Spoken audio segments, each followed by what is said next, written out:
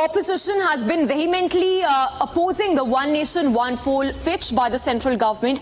In fact, it's the National Conference now that has echoed a similar sentiment as the Congress party, saying that the One Nation, One Poll bill is against the federal structure of the Constitution. So the National Conference terming One Nation, One Poll as government's diversionary tactic, an attempt to divert attention from its failures. So both the Congress and the NC maintain that One Nation, One Poll is against the structure of the Constitution. We spoke to NC leader on the One Nation, One Poll bill that is set to be introduced at noon today. Listen in to that statement coming in from the NC leader.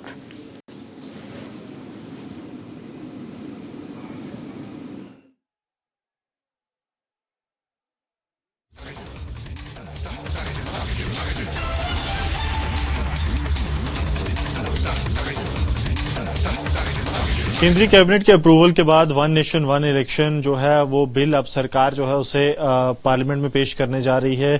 केंद्रीय मंत्री अश्विनी वैष्णव जो है उसे पेश करेंगे। बात करने के लिए हमारे साथ जम्मू कश्मीर के कैबिनेट मंत्री जावेद राणा मौजूद हैं। Sir, one nation one election को लेकर सरकार पहले कहती आई कोविंद कमेटी बनाएगी, कमेटी की रिपोर्ट के बाद अब उसे पार्लियामेंट में लाया जा रहा है, किस तरह से देखते हैं? देखिए,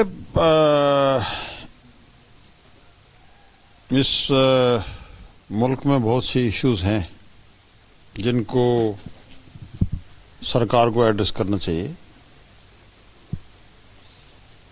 बेरोजगारी है, अनपढ़ता है, डेवलपमेंटल एक्टिविटीज जो हैं वो बैठ गई हैं। हर रियासत की आप सूरत हाल देख लीजिए। मुल्क की माशी हालत जो है वो अबतर है। इकनॉमी जो है वो डाउन है।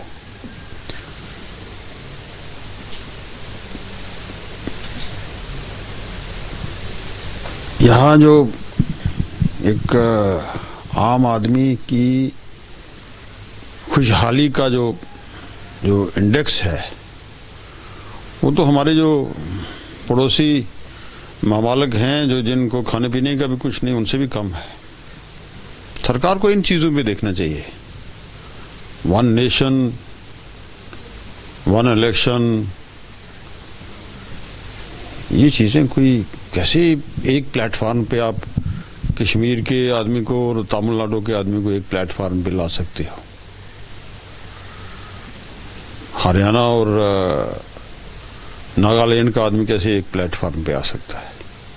तो ये जो गंगा जमनी तहजीब है हमारी और इतने मुल्क की जो बड़ापन है इस भारत देश महान में, वो यही है कि यहाँ विभिन्न किस्म के कल्चर हैं, ट्रेडिशंस हैं, अलग किस्म की ज़बानें हैं, अलग किस्म की बोलियां बोली जाती हैं। यहाँ अलग किस्म के ड्रेसेस पहने जाते हैं यहाँ।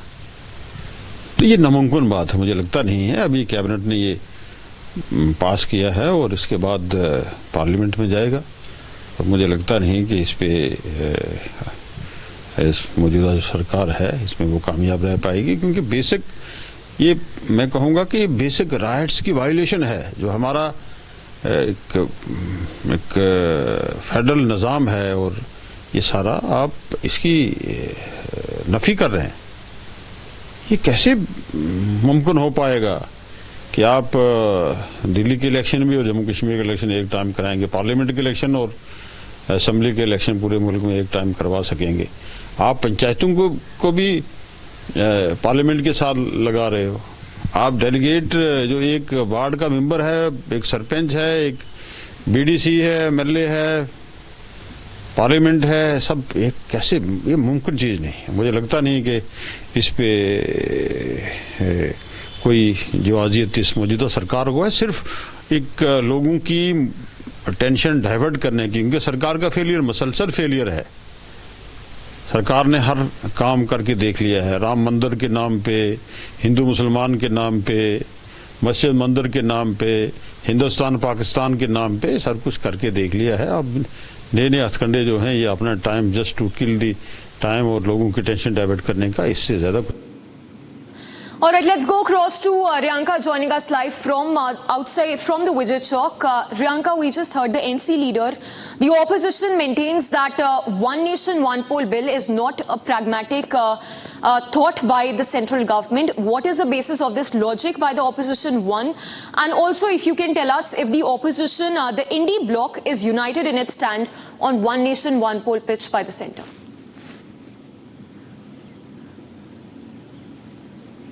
See, there is a lot of reaction coming in from the opposition parties who have been time and again opposing the bill One Nation, One Election since the BJP-led central government has been making a push for it.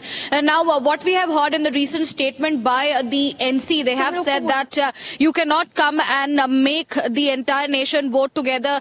He also compared that they cannot vote in Jammu and Kashmir and simultaneous vote be happening in the national capital and Tamil Nadu. That's what a statement coming in from the NC leader, who has said now this is somehow a diversionary tactic of the government to overcome its failure and put a shadow on it. Now, on the other hand, if we also take a look at what the other opposition parties are saying, well, DMK leader Stalin has also said that this is a threat to democracy. In fact, a while ago, we have also seen how Congress leader Manish Tiwari has also issued a notice opposing the bill in the Lok Sabha, calling it a threat to the federal structure of the democracy. Now, there have been several such more reactions coming in from the opposition parties, and to answer to the fact that whether the opposition stands united, yes, the opposition parties stand united when it comes to opposing the One Nation, One Poll bill, all set to be tabled today in the Lok Sabha by the Law Minister. Yes, Riyanka, requesting you to stay with us.